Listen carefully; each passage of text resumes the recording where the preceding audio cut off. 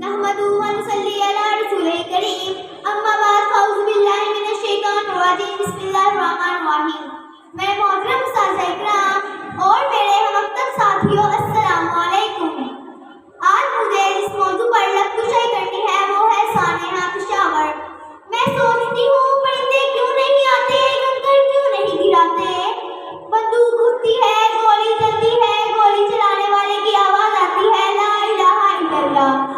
गोली जिस्म के आर पार होती है तो मरने वाले की आवाज आती है ला इलाहा इल्लल्लाह। परिंदे क्यों नहीं आते, कंकर क्यों नहीं गिराते। सदर अली वक़ार जब कातिल में